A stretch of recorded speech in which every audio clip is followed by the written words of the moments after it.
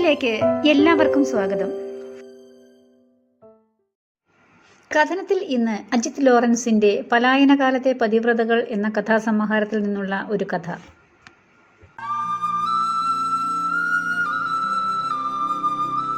കഥ നായ്ക്കളും പൂക്കളും ആസക്തിയുടെ വിലാപങ്ങൾ.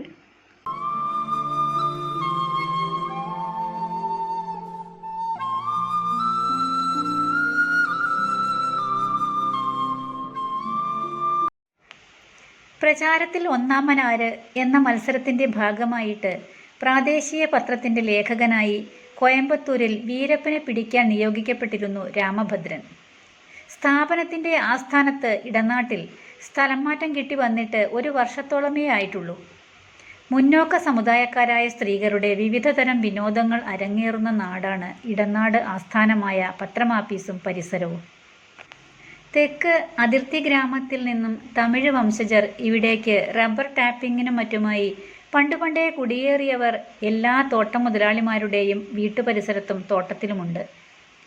റബ്ബറും ഏലവും കുരുമുളകും തുടങ്ങിയ നാണ്യവിളകളും പലചരക്കും പിന്നെ സ്വല്പം പത്രവാരിക മാസികകളുടെ വ്യവസായവുമാണ് ഇടനാട് ആസ്ഥാനത്തിൻ്റെ കാര്യപ്രസക്തി.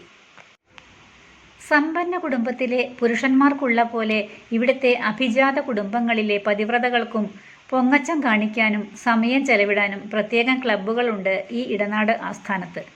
രാമഭദ്രൻ എന്നാൽ വിദ്യാഭ്യാസം കൊണ്ടും സമ്പർക്കം കൊണ്ടും 4 ഭാഷകൾ എഴുതുകയും വായിക്കുകയും സംസാരിക്കുകയും ചെയ്യുന്ന പണ്ഡിതനായ പത്രപ്രവർത്തകനാണ്. അതിനാലാണ് കോയമ്പത്തൂരിൽ പ്രത്യേക സേവനത്തിനുള്ള അവസരം ലഭിച്ചത്.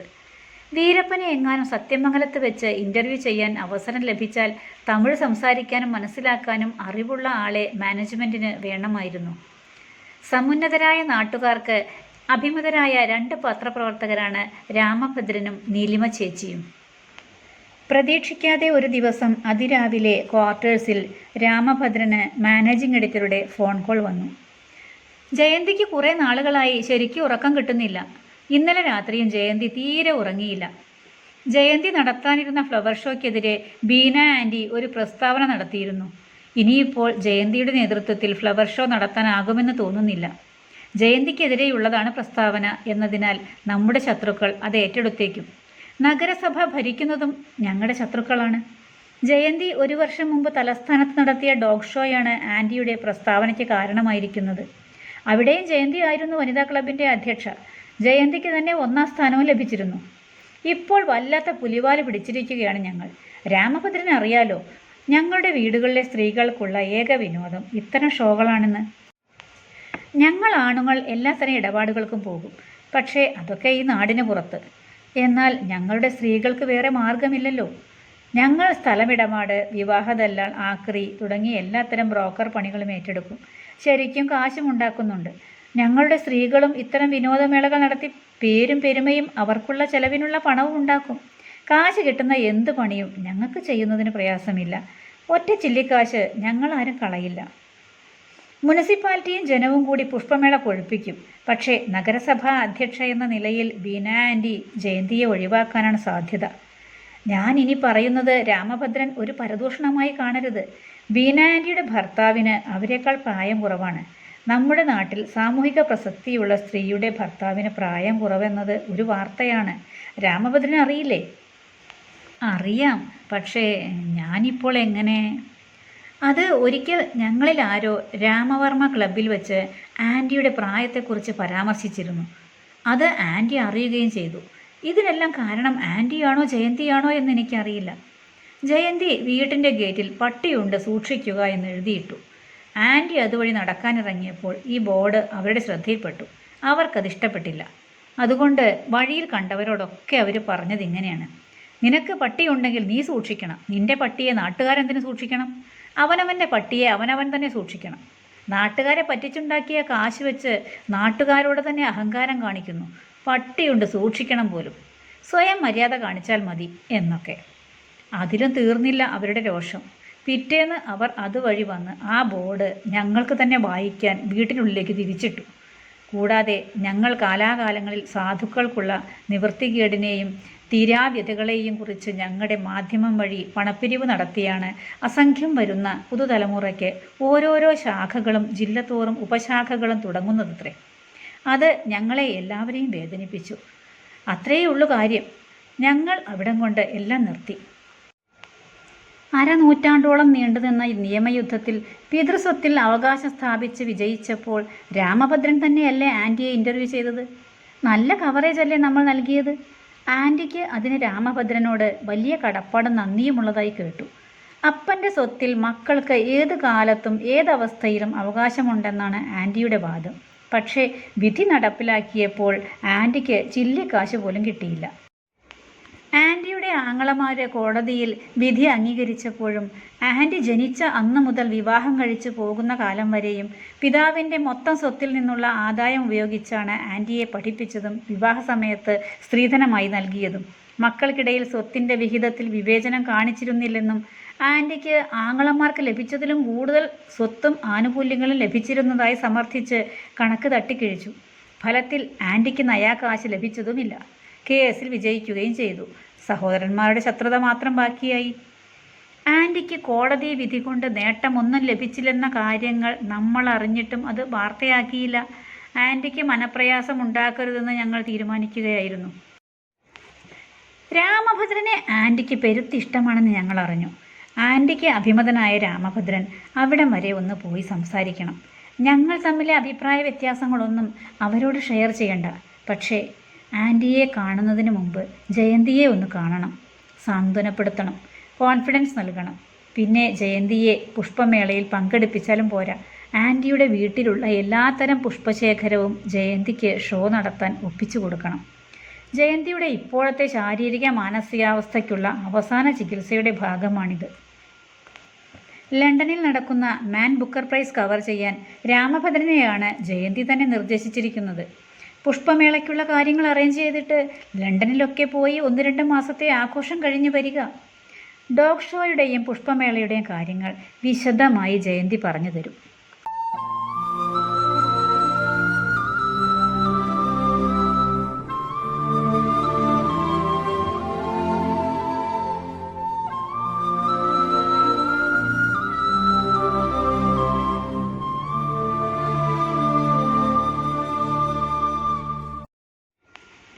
റോസാമുള്ളുകൾ കൊണ്ടുള്ള നോവുകൾ പ്രത്യേകിച്ചൊന്നും തോന്നിച്ചിരുന്നില്ല ആ ഡോഗ് ഷോയുടെ അന്ന് വരെ.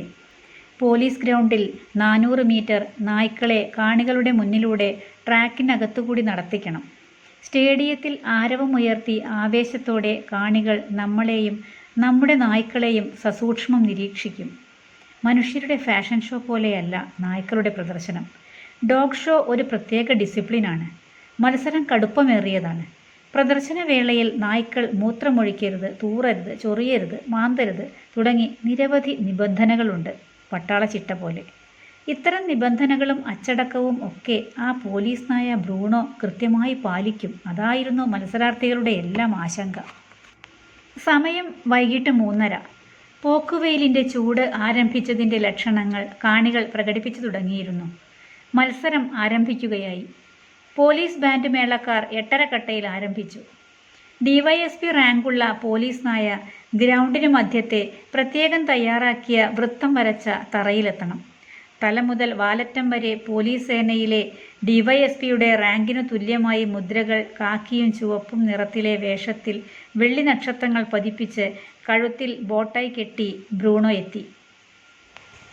സർക്കിൾ ഇൻസ്പെക്ടറും SIയും മറ്റ് 4 കോൺസ്റ്റബിൾമാരും ബ്രൂണോയെ സ്റ്റേഡിയത്തിൻ്റെ നടുവിലെ അലങ്കൃതമായ വൃത്താകൃതിയിലുള്ള പീഠം വരെ അനുഗമിച്ചു. 3 അടി ഉയരമുള്ള വൃത്താകൃതിയിലുള്ള പീഠത്തിൽ ബ്രൂണോ ചാടിക്കയറി. പീഠത്തിന് മധ്യേ എത്തിയ ഉടനെ അകമ്പടി സേവിച്ച പോലീസുകാർ അറ്റൻഷനായി നിന്നു. ബ്രൂണോ 4 പാടും ഒന്ന് കണ്ണ് കറക്കി നോക്കി. തൻ്റെ എല്ലാ സബോർഡിനേറ്റുകളും അച്ചടക്കത്തിൽ നിൽക്കുകയാണ്. ബാൻഡുകാർ താളം മുറുക്കി. പോലീസുകാർ attention, stand at is, Savdhan എന്ന് ഒറ്റ സ്വരത്തിൽ ആഞ്ഞു വിളിച്ച് ഭൂമി കുലുങ്ങും വിധം കൈയും കാലും ഉയർത്തിയടിച്ചു. ബ്രൂണോ ആയാസമേതും കൂടാതെ പിൻകാലുകളിൽ ഉയർന്നു. മുൻകാലുകൾ കഴുത്തിനു മുകളിൽ നെറ്റിയോട് ചേർത്ത് പിടിച്ച് ബ്രൂണോ അഭിവാദ്യം സ്വീകരിച്ചു. സ്റ്റേഡിയം തിങ്ങി നിറഞ്ഞു നിന്ന കാണികൾ കരഘോഷവും ആർപ്പുവിളികളും ഉയർത്തി. ബ്രൂണോ വീണ്ടും പിൻകാലുകളിൽ 4 പാടും ചുറ്റിത്തിരിഞ്ഞ് കാണികളെ സഗൗരവം വീക്ഷിച്ചു. തോളിലും തലയിലും തിളങ്ങുന്ന വെള്ളി നക്ഷത്രം കൊള്ളിയാൻ പോലെ കാണികളുടെ കണ്ണിൽ മിന്നലേൽപ്പിച്ചു. സമൂഹം ഒന്നടങ്കം അല്പനേരത്തേക്ക് തങ്ങൾ വീക്ഷിക്കുന്നത് സാക്ഷാൽ കോറും കോടുമുള്ള പോലീസ് ഉദ്യോഗസ്ഥനെ എന്ന പോലെ ബഹുമാന പുരസ്സരം ബ്രൂണോയെ നിശബ്ദരായി നോക്കിയിരുന്നു. ബാൻഡ് മേളം കൊഴുത്തു. ബ്രൂണോ മാർച്ച് പാസ്റ്റിൻ്റെ ചില മുറകൾ തെറ്റുകൂടാതെ കാണിച്ചു. സദസ്യർ ആഹ്ലാദം കൊണ്ട് ബ്രൂണോ ബ്രൂണോ ബ്രൂണോ എന്ന് ആർത്തു വിളിച്ചു. ഇപ്പോൾ പുഷ്പമേളയ്ക്കിടെ എന്നെ ബ്രൂണോ എന്നോ ജയന്തി എന്നോ എങ്ങനെയാണ് വിളിക്കുമെന്നുള്ളതിനെക്കുറിച്ച് ഞാൻ ഭയപ്പെടുന്നു. എന്താണ് സംഭവിക്കാൻ പോകുന്നതെന്ന് എനിക്ക് ഊഹിക്കാനാകുന്നില്ല. മുഖ്യ അതിഥി ലണ്ടനിൽ നിന്നുള്ള വിശ്വോത്തര നായവിദഗ്ധൻ ഡോക്ടർ തർബർ ഗ്രോവറാണ്. പ്രത്യുത്പാദനം വഴിയും സങ്കര സമ്മിശ്ര പ്രത്യുത്പാദനം വഴിയും പുതിയ പുതിയ നായ്ക്കളുടെ ജനസ്സുണ്ടാക്കി പുത്തൻ പേരുകൾ നൽകുന്നയാളാണ് ഡോക്ടർ തർബർ ഗ്രോവർ. ഇന്ത്യയിൽ ആദ്യമായാണ് ഡോക്ടർ തർബർ ഒരു പരിപാടിക്ക് അതിഥിയായി വരുന്നത്. അതിനാൽ തന്നെ എനിക്ക് ഈ ഷോയിൽ എൻ്റെ ജോയും ജൂണിയും റോമിയോയും വീരനും വിജയം വരിക്കുന്നത് അഭിമാന പ്രശ്നമാണ്. സ്റ്റേഡിയത്തിലെ 400 മീറ്റർ ദൂരം ട്രാക്കിലൂടെ നടത്തണം. ഗാലറിയിൽ തിങ്ങി നിറഞ്ഞിരിക്കുന്ന ജനത്തെ ഓരോരുത്തരെയും എൻ്റെ ജൂണിയും റോമിയോയും മറ്റും ആവേശം കൊള്ളിക്കണം. സൗന്ദര്യം കൊണ്ടും പ്രകടനം കൊണ്ടും ജനത്തെയും ഡോക്ടർ തർബറെയും മറ്റ് ജഡ്ജിമാരെയും ഇഷ്ടപ്പെടുത്തണം. 1ഉം 2ഉം നായ്ക്കളുള്ള ഞങ്ങളുടെ ക്ലബിലെ മറ്റംഗങ്ങൾ അവരുടെ ലൈനപ്പും റൗണ്ടും പൂർത്തിയാക്കി. ഭാഗ്യത്തിന് എനിക്ക് അവസാന ഊഴമായിരുന്നു. എൻ്റെ ലീഷിൽ നൈലോൺ കൈവള്ളി 5 ശാഖകളായി 2 അടി ദൂരത്തിൽ പിരിഞ്ഞ് മഹാഭാരത യുദ്ധത്തിന് പൂട്ടിയ രഥം പോലെ ഞങ്ങളുടെ റോട്ട് വീലർ. അവന് ഞങ്ങളിട്ട പേരാണ് ജോ. അവൻ ഏറ്റവും മുന്നിലും തൊട്ടുപിന്നിൽ തോളോട് തോൾ ചേർന്ന് ജൂണിയും റോമിയോയും. ഗ്രെറ്റ് ഡെയിൻ ഇനത്തിലുള്ള ജൂണി ഒരു തനി നാടനാണെന്നേ തോന്നൂ. കൂടെ കൂടെ അവൻ കഴുത്തും തലയും ചെറുതായിട്ട് വെട്ടിച്ചുകൊണ്ടിരിക്കും.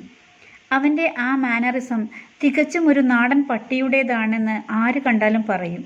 ട്രെയിനിങ്ങിലൊന്നും മാറുന്നില്ല. റോമിയോ ഡാൽമേഷ്യൻ്റെയും റോട്ട്വീലറുടെയും വർഗസങ്കലനത്തിൽ ഉണ്ടാക്കിയെടുത്തതാണ്. ഡാൽമേഷ്യൻ്റെ പുള്ളി റോമിയോയുടെ മുഖത്ത് മാത്രം കാണാനാകുന്നതിനാൽ കൃത്യമായി ജനസ് തിരിച്ചറിയാനാകില്ല. ഏറ്റവും പിന്നിൽ ഒപ്പത്തിനൊപ്പം ഇളയതും ജർമ്മൻ ഷെപ്പേർഡ്, വലിയതും ലാബ്രഡോർ നടന്നു. എൻ്റെ മല്ലന്മാരെ പൂട്ടിയ രീതി കാണികൾക്ക് എല്ലാവർക്കും ഏറെ ഇഷ്ടപ്പെട്ടു. ഡോക്ടർ തർബർ ഗ്രോവറെയും മറ്റും ഏറെ പ്രീതിപ്പെടുത്തി.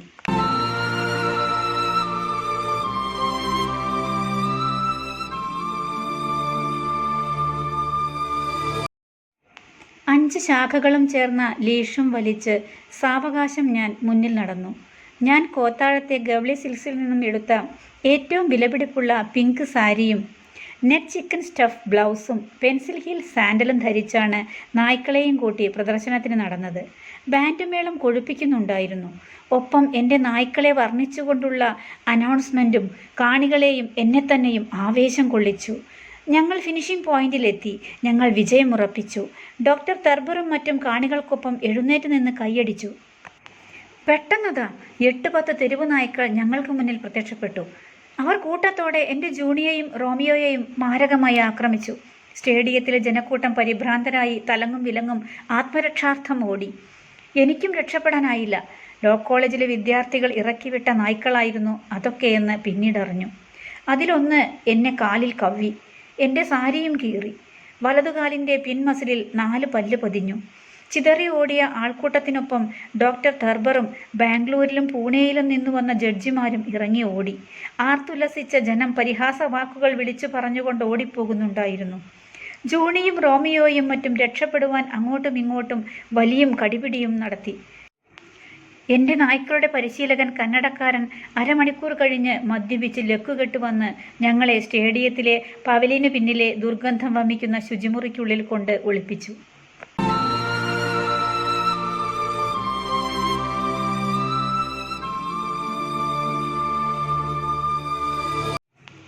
അന്ന് ജനറൽ ആശുപത്രിയിൽ മാത്രമേ പേവിഷബാധയ്ക്കുള്ള കുത്തിവയ്പ് ഉണ്ടായിരുന്നുള്ളൂ രാമഭദ്രൻ. കാലിലെ മുറിവിനുള്ളിൽ 4 ചുറ്റും 8 വലിയ സൂചി കൊണ്ട് ആഴത്തിലുള്ള കുത്തിവയ്പ്പുകൾ. പിന്നെ 2 പൃഷ്ഠത്തിലും കൈമസിലുകളിലും 2 നേരം 4 ദിവസം. ആദ്യ 2 ദിവസത്തിലും ഞാൻ മരണവേദന കൊണ്ട് നിലവിളിച്ചു. നല്ല കരുത്തുള്ള ഒരു പുരുഷനായിരുന്നു ഡോക്ടർ. കോമ്പൗണ്ടർമാരും നല്ല കായബലമുള്ളവരായിരുന്നു. അവരുടെ കൈക്കരുത്തിൽ ഞാൻ നിസ്സഹായയായി. ലജ്ജ നഷ്ടപ്പെടുന്നത് ഞാൻ അറിഞ്ഞു. പശുവിന് ചെന പിടിപ്പിക്കാൻ മൃഗഡോക്ടർ ഉപയോഗിക്കുന്ന അത്ര വലിപ്പമുള്ള സൂചി കൊണ്ടുള്ള പൃഷ്ഠത്തിലെ കുത്തിവയ്പ്പിനെ ചെറുക്കാൻ വിഫലമായി ഞാൻ ശ്രമിച്ചു. ഒപ്പം എനിക്ക് ഇക്കിളി കൂടിയിട്ട് സഹിക്കാനാകാതെ അടങ്ങി കിടന്നു കൊടുക്കാനായില്ല. അവരുടെ കൈക്കരുത്തിൽ എൻ്റെ മാനം ഉൾപ്പെടെ വഴങ്ങേണ്ടി വന്നു. ഞാൻ പല്ലുകൾ കടിച്ചിറുക്കി, കണ്ണുകൾ മുറുക്കിയടച്ച്, മസിലുകൾ ശക്തിയായി മുറുക്കി കൂട്ടി.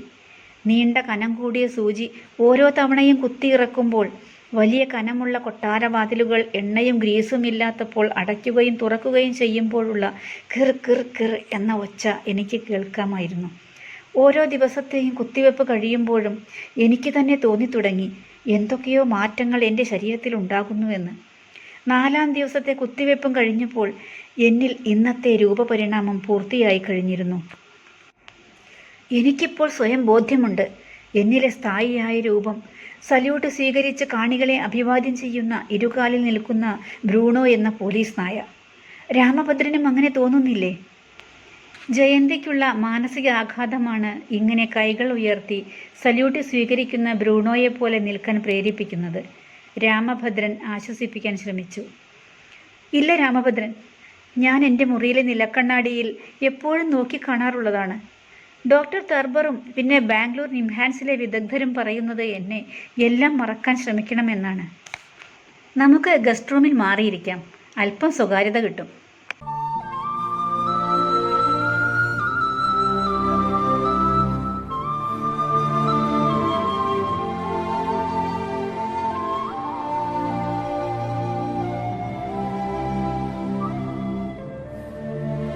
രാമഭദ്രന് ഓർമ്മയുണ്ടോ ഞാൻ ഈ വാണിയന്മാരുടെ കുടുംബത്തിൽ കെട്ടി ഈ നാട്ടിൽ വരുമ്പോഴത്തെ എൻ്റെ രൂപം?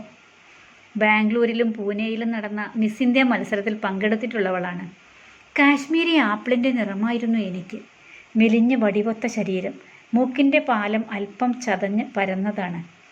പിന്നെ ഇംഗ്ലീഷും മലയാളവും കലർന്ന വികലമായ മംഗ്ലീഷാണ് ഞാൻ സംസാരിക്കുന്നത്. അങ്ങനെ ഒരു സ്റ്റൈൽ മലയാള ചാനലുകളിലെ ചാറ്റ് ഷോകളിൽ തരപ്പെടുത്തിയെടുത്തു. മൂക്ക് ചതഞ്ഞതായതുകൊണ്ട് എൻ്റെ വാക്കുകളിലെ അനുനാസികങ്ങൾ അല്പം ഉയർന്നു കേൾക്കും.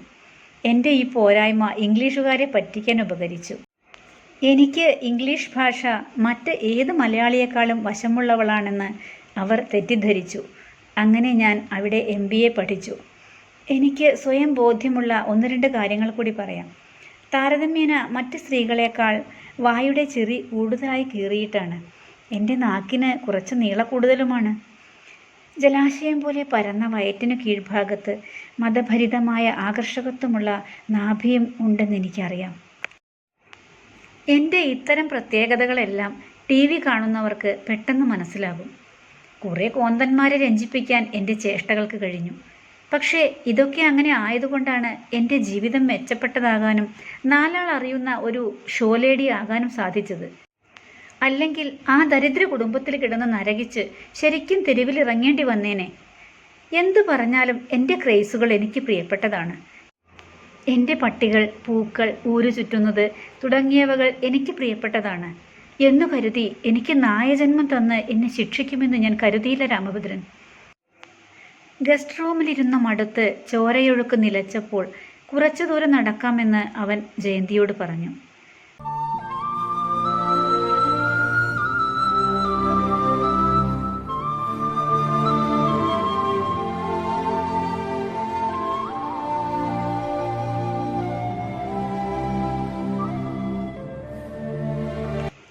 മാറിനു മുകളിൽ ഉയർത്തിപ്പിടിച്ച അവളുടെ കൈകളെ ഭയന്നതുകൊണ്ടാണ് അവൻ ആ നിർദ്ദേശം വെച്ചത് എന്ന് തോന്നുന്നു. അധിക നേരം ആ മുറിയിൽ അവളോടൊപ്പം ഇരിക്കാൻ അവന് ധൈര്യമുണ്ടായിരുന്നില്ല. പക്ഷേ ആ മുറിയിൽ നിന്നും പുറത്തിറങ്ങവേ അവൾ തന്നെ അവൻ്റെ വലതുകൈ കവർന്നെടുത്തുകൊണ്ട് കണ്ണെത്താ ദൂരം വ്യാപിച്ചു കിടക്കുന്ന റബ്ബർ മരത്തോട്ടത്തിലൂടെ ഒരു സായാഹ്ന സവാരിക്കെന്ന പോലെ മുന്നോട്ട് നടന്നു. ആരാധനയോടെ അവൻ അവളെ നോക്കി. വ്യത്യസ്തമായ ഒരുതരം ആരാധനയും ആദരവും അവൾ അവനിൽ ഉണർത്തിയിരുന്നു. തുടുത്തു ചുവന്ന അധരങ്ങൾ, തടിച്ചു ചുവന്ന കവിളുകളും കോട്ടൺ പിങ്ക് സാരിയുടെ മാച്ചിങ് ബ്ലൗസിനുള്ളിൽ നിറഞ്ഞു നിന്ന മാറിടവും തുളുമ്പി വിറകൊള്ളുന്നുണ്ടായിരുന്നു.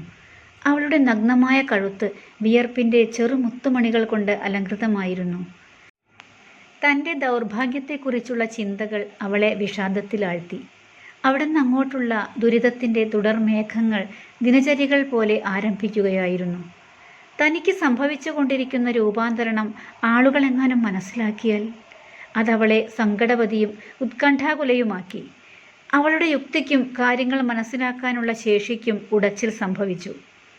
ദിനംതോറും ആസന്നമായിക്കൊണ്ടിരിക്കുന്ന മരണം പോലെ നിയുക്തമായ ആ അപമാനം ഒഴിവാക്കാനുള്ള വഴികളെന്തെന്ന് ചിന്തിക്കുവാൻ ആരംഭിച്ചു.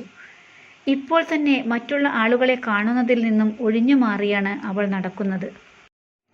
മറ്റെല്ലാവർക്കും മുമ്പ് ഉണർന്ന് നിലക്കണ്ണാടിയിൽ നോക്കി മുടി കോതി ഒതുക്കുമെങ്കിലും തനിക്ക് സംഭവിച്ചുകൊണ്ടിരിക്കുന്ന രൂപപരിണാമത്തെയാണ് പ്രതിബിംബത്തിൽ നോക്കി കണ്ടുകൊണ്ടിരിക്കുന്നത്.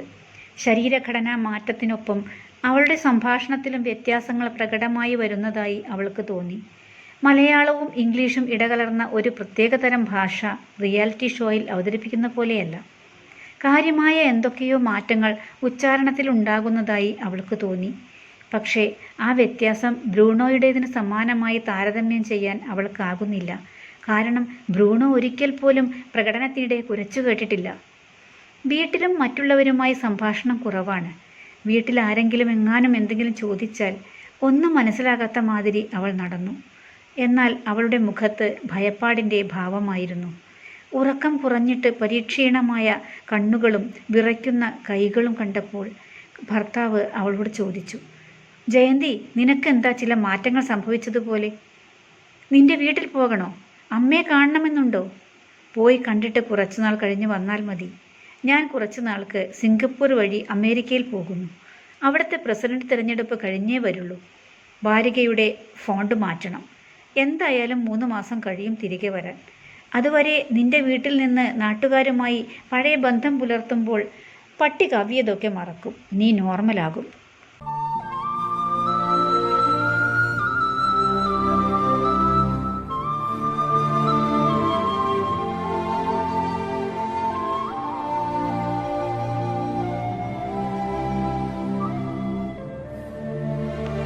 പള്ളിയിലെത്തിയാൽ അവൾ ഒരു തൂണിനു പിറകിൽ ഒളിച്ചിരിക്കും.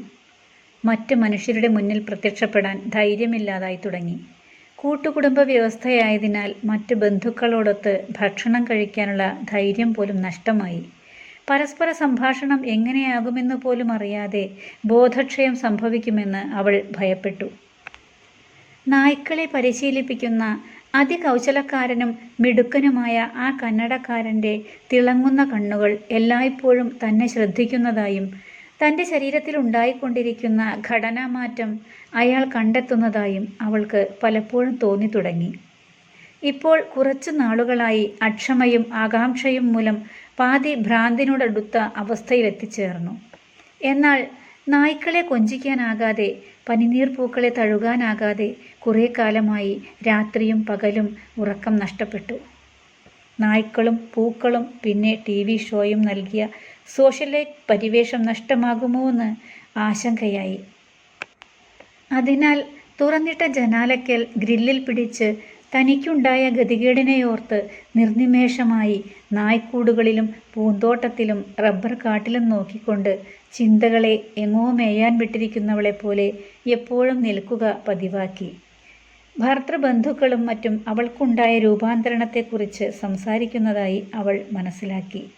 സൂചിമുന പോലെ കുത്തിനോവിക്കുന്ന ബന്ധുക്കളുടെ സംസാരത്തിൽ നിന്നും രക്ഷ നേടാൻ കിടപ്പുമുറിയിൽ ഒറ്റപ്പെട്ടിരുന്ന് കരഞ്ഞു. റബ്ബർ മരങ്ങളാൽ ചുറ്റപ്പെട്ട എസ്റ്റേറ്റ് ബംഗ്ലാവ് ഉറക്കത്തിലാണ്ട പോലെ കാണപ്പെട്ടു.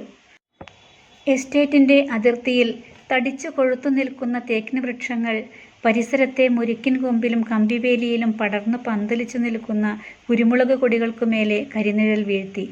റബ്ബർ പാലും ഷീറ്റും വയ്ക്കാനും പണിക്കാർക്ക് താമസിക്കാനുമായി പണി കഴിപ്പിച്ച ചെറു കുടിലുകളിൽ നിന്നും ഉയരുന്ന പുകയും ആവിയും മഞ്ഞ് വീഴ്ച പോലെയും ചെറുമേഘപാളികൾ കറങ്ങി പറന്നു കളിക്കുന്ന പോലെയും തോന്നിച്ചു.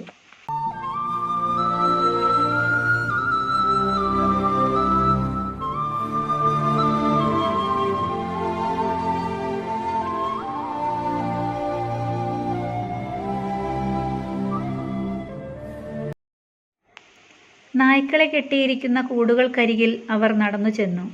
അതിനും ഏതാനും മീറ്ററുകൾക്കകലെയായി റബ്ബർ തോട്ടം കീറിമുറിച്ചുകൊണ്ട് ഒരു ചെറു ചരൽ റോഡ് പോകുന്നു.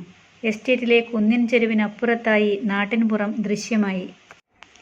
അവിടുന്ന് അങ്ങോട്ട് അകലെ അല്ലാതെ ചില ഭാഗങ്ങളിൽ നെൽകൃഷിപ്പാടങ്ങളുടെ മഞ്ഞയും പച്ചയും നിറത്തിലെ തുണ്ടുകഷ്ണങ്ങൾ പോലെ കാണാം. പാടങ്ങൾക്കിടയ്ക്ക് മരക്കുറ്റികൾ പൊങ്ങി നിന്നു.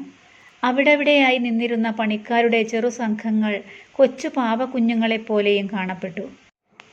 പട്ടിക്കൂടുകൾക്ക് വളരെ അകലെ അല്ലാതെ കുടുംബത്തിൻ്റെ ആവശ്യത്തിനായി വളർത്തുന്ന സ്വിസ് പശുക്കൾക്ക് നൽകാനുള്ള വൈക്കോൽ കൂനയിൽ നിന്നും കുറെ വൈക്കോലെടുത്ത് അവർ നിന്നിരുന്നിടത്ത് ചിക്കിപ്പരത്തിയിട്ടു. അതിനു മേലെ ഇരുന്നു. പിന്നെ അവൾ കൈ രണ്ടും മാറത്ത് മലർത്തിപ്പിടിച്ച് തല ഉയർത്തി കാലുകൾ നീട്ടിവെച്ച് കമിഴ്ന്നു കിടന്നു, ഒരു നായയെപ്പോലെ. നാലാൾ അറിയുന്ന ഒരു സൊസൈറ്റി ലേഡി കിടക്കുന്നത് കണ്ടപ്പോൾ രാമഭദ്രന് വിശ്വസിക്കാനായില്ല. ആ കാഴ്ച അവനെ വിസ്മയിപ്പിച്ചു. അവളുടെ തലമുടിയിൽ വൈക്കോൽ പൊടി പറ്റിപ്പിടിച്ചിരുന്നു. ഉച്ചവിശ്രമം കഴിഞ്ഞ് പണിക്കാര് പാടത്തും പറമ്പിലും ഇറങ്ങിയപ്പോൾ രാമഭദ്രൻ അവളെ വിളിച്ചു. വരൂ, വീട്ടിലേക്ക് പോകാം. പിന്നെ നാളെ വരാമെന്ന് പറഞ്ഞ് അവളെ തനിച്ചാക്കി അതിവേഗം നടന്നുപോയി. അവളും രാമഭദ്രന് പിന്നാലെ എഴുന്നേറ്റു. അവൾ തൻ്റെ മുറിയിൽ കയറി അശ്രദ്ധമായി കുഴഞ്ഞു മറിഞ്ഞു കിടന്ന മെത്തയിൽ കമിഴ്ന്നു കിടന്ന് ശബ്ദം പുറത്തേക്ക് കേൾക്കാതെ മതിവരുവോളം കരഞ്ഞു. രാത്രികാലങ്ങളിലും പട്ടിക്കൂടുകൾ പൂട്ടിയാണിടുക. കന്നഡക്കാരൻ പരിശീലകനെ കൂടാതെ ജയന്തി മാത്രമാണ് പട്ടികളുമായി ഉലാത്താനിറങ്ങാറ്. ഇപ്പോൾ തനിക്ക് സംഭവിച്ച രൂപാന്തരണത്തിനു ശേഷം അവൾ പട്ടികളെ തൊടാറില്ല. പരിശീലകൻ മാത്രം നായ്ക്കളെ രാവിലെയും വൈകിട്ടും പുറത്തിറക്കി പരിശീലിപ്പിക്കും. പകൽ സമയങ്ങളിൽ പലപ്പോഴും നായ്ക്കളെ കൊഞ്ചിക്കാൻ അവളുടെ ശരീരം ഭയങ്കരമായി വിറച്ചു. അവറ്റകളെ എങ്ങാനും അടുത്തു കിട്ടിയാൽ അവയുടെ മേൽ ചാടി വീണ് ഭ്രാന്തെടുത്ത പോലെ ഉമ്മ വയ്ക്കാൻ അവൾ വെമ്പൽ കൊണ്ടു. നായ്ക്കളും പൂക്കളും റിയാലിറ്റി ഷോയും ഒക്കെയായി സൊസൈറ്റി ലേഡിയായി കുറേയേറെ പുരുഷന്മാരെ കണ്ടുമറന്നു. തൻ്റെ വിഷമങ്ങൾ രാമഭദ്രൻ വളരെ ഗൗരവത്തോടെ എടുത്തു. അവളുടെ ജീവിതം എത്ര കഠിനമായി മാറിക്കൊണ്ടിരിക്കുന്നുവെന്നും അവളുടെ ഉത്കണ്ഠകളും ആശങ്കകളും എന്താണെന്നും അവനോട് പറഞ്ഞു. പൂക്കളോടും നായ്ക്കളോടുമുള്ള തീവ്രമായ ലാളനകളുടെ ഫലമാണ് തനിക്കുണ്ടായിരിക്കുന്ന രൂപപരിണാമം, അല്ല നായജന്മം എന്ന് അവൾക്ക് ബോധ്യപ്പെട്ടു. നായ്ക്കളെ ലാളിക്കുന്നതിലും രോമം കോതി ഒതുക്കി അണിയിച്ചൊരുക്കുന്നതിലും അവൾ നിർവൃതി കണ്ടെത്തി. അതിലൂടെ മാതൃത്വത്തിൻ്റെ പൂർണ്ണതയാണ് അവൾ പ്രകടിപ്പിക്കുന്നത്. തനിക്ക് പൊരുത്തമില്ലാത്ത ഭ്രമങ്ങളാണ് നായ്ക്കളെന്ന് തിരിച്ചറിഞ്ഞപ്പോൾ വൈകിപ്പോയി. കൗമാരപ്രായം വരെ നാട്ടിൻപുറത്ത് ഇല്ലായ്മയുടെ നാളുകളിലെ ജീവിതവും സന്തോഷകരമായിരുന്നില്ല. നാട്ടിൻപുറത്ത് എല്ലാവരും സമന്മാരായിരുന്നു. പോരായ്മകൾ തൻ്റെ ശക്തിയാക്കി മാറ്റിയത് TV ചാനലുകാരാണ്. അവരാണ് എന്നെ കുളിപ്പിച്ച് വെളുപ്പിച്ച് വൃത്തിയാക്കി ഒരുക്കി ആകർഷകത്വമുള്ള ഒരു അവതാരകയാക്കിയത്. മലയാളവും ഇംഗ്ലീഷും പരിമിതമായി മാത്രം അറിയുന്ന എന്നെക്കൊണ്ട് എൻ്റെ ചതഞ്ഞ് പതിഞ്ഞ മൂക്കിലൂടെയുള്ള നാസാരന്ധ്ര സ്വരവ്യത്യാസത്തെ മിശ്രഭാഷാ സ്ക്രിപ്റ്റുകൾ തയ്യാറാക്കി അല്പന്മാരായ വിദേശ മലയാളികൾക്ക് മുന്നിൽ ഒരു പ്രത്യേകതരം അവതാരകയാക്കി. അല്ല, ഇപ്പോൾ ഞാനൊരു അവതാരമാണ്, മൃഗജന്മം.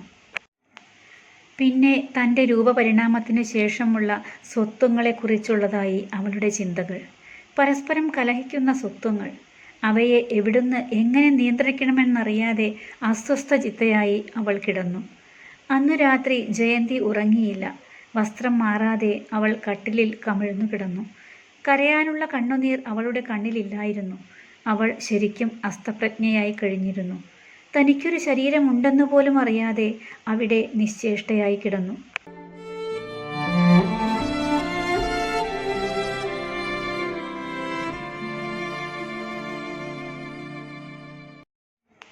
എന്തൊക്കെയാണ് സംഭവിക്കുന്നതെന്ന് ഓർത്തുവെക്കാൻ അവൾക്ക് സാധിക്കുന്നില്ല. എന്നാൽ ചില കാര്യങ്ങൾ അവൾ ഓർത്തു. ഇനി എന്താണ് സംഭവിക്കുകയെന്ന് ആലോചിച്ച് അവൾ ഭയപ്പെട്ടു. അവളുടെ ഭയം വർദ്ധിച്ചു. ഓരോ തവണയും തൻ്റെ മുറിയിലെ ഘടികാരം മണിമുഴക്കുമ്പോഴും അവൾക്ക് പേടിസ്വപ്നം അനുഭവപ്പെട്ടു. സങ്കടം മൂലം അവൾ വിയർത്തു കുളിച്ചു. മുറിയിലെ ബെഡ് ലാമ്പ് അണച്ചപ്പോൾ ഏതോ ഒരു ദുരാത്മാവ് തൻ്റെ മേൽ നിഴൽ വീഴ്ത്തിയിരിക്കുന്നുവെന്ന് അവൾക്ക് തോന്നി.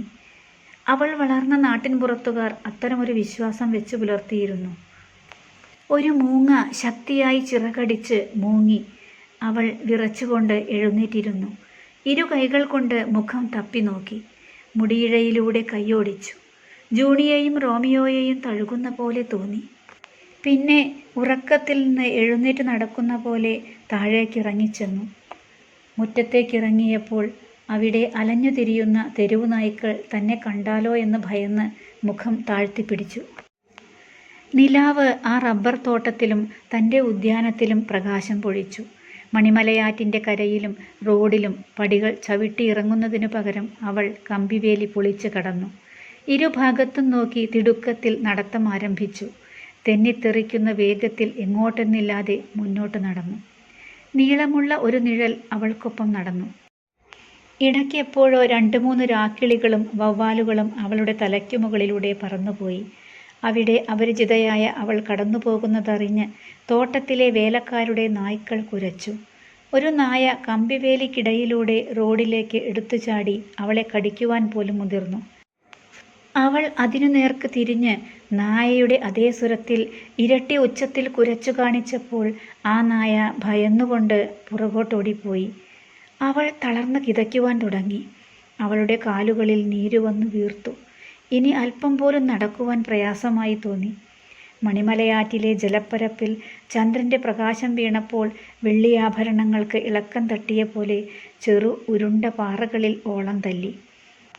മണിമലയാറ്റിൽ കാലു മുക്കുവാനായി അവൾ നെഞ്ചിൽ കൈ അമർത്തിപ്പിടിച്ചു. ആറ്റിൻപുരികത്ത് ഒരു പുൽക്കൊടിക്ക് മീതെ ഇരുന്നു. ചെരുപ്പിൻ്റെ വള്ളി അഴിച്ച് ശാന്തമായി മർമരം ഒഴുകുന്ന ജലത്തിലേക്ക് കാലുകളാഴ്ത്തി. വെള്ളത്തിൽ അവിടെയും ഇവിടെയും കുമിളകൾ പൊന്തി ഒഴുക്കിൻ്റെ താളം തെറ്റി. സുഖകരമായ ഒരു തരം തണുപ്പ് അവളുടെ അടിമുതൽ മുടി വരെ പരന്നു. പെട്ടെന്ന് ഒരു തരം മതിഭ്രമം കീഴടക്കി. പിന്നെ ആ ആറ്റിലേക്ക് ചാടുവാനുള്ള പ്രത്യേക ഭ്രാന്ത് അവൾക്ക് അനുഭവപ്പെട്ടു. അങ്ങനെ എന്നേക്കുമായി അവളുടെ സങ്കടങ്ങളും പീഡനങ്ങളും അവസാനിക്കുമല്ലോ എന്ന് ചിന്തിച്ചു. ആ നിമിഷം അവളുടെ നായ്ക്കളെയും പൂക്കളെയും അവൾ ആലോചിച്ചില്ല. അവൾ ആഗ്രഹിച്ചത് സമാധാനം മാത്രമാണ്, സമ്പൂർണ്ണ വിശ്രമം, നിതാന്ത നിദ്ര. കൈകൾ ഉയർത്തിപ്പിടിച്ച് 2 അടി മുന്നോട്ട് നീങ്ങി. ഇടുപ്പ് വരെ അവളുടെ ശരീരം വെള്ളത്തിൽ മുങ്ങിക്കഴിഞ്ഞു. ശരീരം മുഴുവനും വെള്ളത്തിലാഴ്ത്താൻ അവൾ തയ്യാറാകുമ്പോൾ തൻ്റെ കാൽവണ്ണകളിലും അവിടുന്ന് മുകളിലോട്ടും അവിടെ എന്തോ കുത്തിക്കയറുന്ന പോലെയുള്ള കടുത്ത വേദന അവൾക്ക് അനുഭവപ്പെട്ടു. നീണ്ടു കറുത്ത അട്ടകൾ അവളുടെ രക്തം വലിച്ചു കുടിക്കുന്നുണ്ടായിരുന്നു. അവളുടെ വെളുത്ത മാംസത്തിൽ കൊളുത്തിപ്പിടിച്ചപ്പോൾ അവയുടെ ശരീരം വീർത്തു വലുതായിക്കൊണ്ടിരുന്നു. അവയെ തൊടുവാനുള്ള ധൈര്യം അവൾക്കുണ്ടായില്ല. അവൾ ഉറക്കെ നിലവിളിച്ചു. അവളുടെ നിലവിളി കേട്ട് തോട്ടത്തിൻ്റെ അപ്പുറത്ത് താമസിക്കുകയായിരുന്ന ഡ്രൈവർ ഓടി വന്നു. അവളുടെ കാലിൽ കടിച്ചു തൂങ്ങിയിരുന്ന അട്ടകളെ സാരിയും സ്കേർട്ടും ഉയർത്തിപ്പിടിച്ച് ഒന്നൊന്നായി വലിച്ചെടുത്തു. അയാൾ മുറിവുകളിൽ കമ്മ്യൂണിസ്റ്റ് പച്ചില പിഴിഞ്ഞ് പുരട്ടി. അപ്പോഴും അവൾക്ക് അഭിമാനനഷ്ടം ഉണ്ടാകുന്നത് കാര്യമാക്കാനായില്ല. തൻ്റെ കാറിൽ അവളെ മുതലാളിയുടെ വീട്ടിലെത്തിച്ചു. 2 ആഴ്ചയോളം അവൾ കിടപ്പിലായിരുന്നു.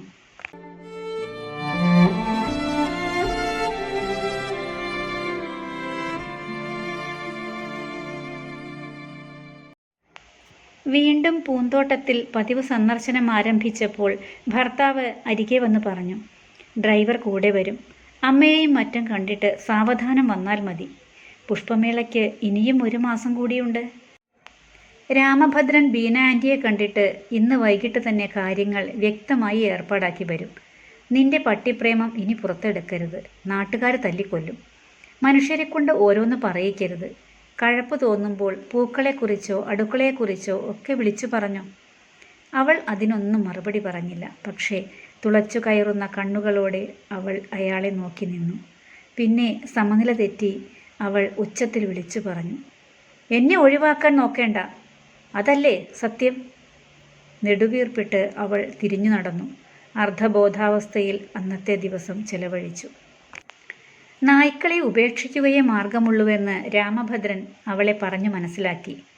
പുഷ്പമേളയ്ക്ക് ബീന ആൻറ്റിയുടെ വീട്ടിലെ ആന്തൂറിയം, നാനാവിധത്തിലെ റോസ്, വിവിധതരം മണി പ്ലാന്റുകൾ, ഓർക്കിഡുകൾ, മൊസാൻഡകൾ, പിന്നെ ലാവൻഡറും പച്ചയും കടുത്ത പിങ്ക് വയലറ്റ് നിറമുള്ള ബോഗൻവില്ലയും, കൂടാതെ റോസിനെ വെല്ലുന്ന പ്രത്യേക കാലാവസ്ഥയിൽ മൂന്നാറിലും ഊട്ടിയിലും വളർത്തിയ പല പല നിറത്തിലുള്ള ടുലിപ്പ് പൂക്കളുടെ ഒരു ശേഖരവും. മുള്ളുകളില്ലാത്ത, എന്നാൽ റോസിനേക്കാൾ മനോഹരവും നാട്ടുകാർക്ക് പുതുമയുള്ളതുമായ ടുലിപ്പ് പൂക്കൾ. പിന്നെ കുറേയേറെ പേരറിയാ പൂക്കളെയും കള്ളിച്ചെടികളെയും കോഴിപ്പൂവും പച്ചവാൽപ്പൂവും തരപ്പെടുത്തിയ കാര്യം രാമഭദ്രൻ ജയന്തിയെ ധരിപ്പിച്ചു. റോസിലെയും ബോഗൻവില്ലയിലെയും മുള്ളുകൾ കൊള്ളാതെ സൂക്ഷിക്കണമെന്ന് ഓർമ്മപ്പെടുത്തിയ രാമഭദ്രൻ പുഷ്പമേളയെക്കുറിച്ചുള്ള സചിത്ര ലേഖന പരമ്പരയ്ക്ക് ഷെഡ്യൂൾ നൽകി. ജയന്തി നായ്ക്കളില്ലാത്ത ഒരു ജീവിതവുമായി പൊരുത്തപ്പെടാൻ തീരുമാനിച്ചു. പുഷ്പമേളയിൽ ജയന്തിയുടെ പൂന്തോട്ടം ക്വീൻ ഓഫ് ഫ്ലവേഴ്സ് ഒന്നാമതായി തിരഞ്ഞെടുക്കപ്പെട്ടു. മേളയുടെ സമാപനത്തിൽ അതിഥികളുടെയും നാട്ടുകാരുടെയും കരഘോഷത്തിനിടെ ആരെങ്കിലും തന്നെ ബ്രൂണോ ബ്രൂണോ എന്ന് വിളിക്കുമെന്ന് ജയന്തി ഭയന്നു. അതിനാൽ ഹൈ ഹീലുള്ള സാൻഡൽ അവൾ ഒഴിവാക്കി. അല്പം മാത്രം ഹീലുള്ള ഷൂസ് ധരിച്ചു. അവളുടെ ഭയം അല്പാൽപമായി അകന്നു. ഹൃദയം സ്വസ്ഥമായി. ലാഘവത്വം നിറഞ്ഞ മനസ്സോടെ അവൾ ജീവിതം മുന്നോട്ടു നീക്കിയെങ്കിലും അവ്യക്തമായ ഭയത്തിൻ്റെ ഒരു ശകലം അവളുടെ മനസ്സിൽ ഒഴുകിക്കൊണ്ടേയിരുന്നു.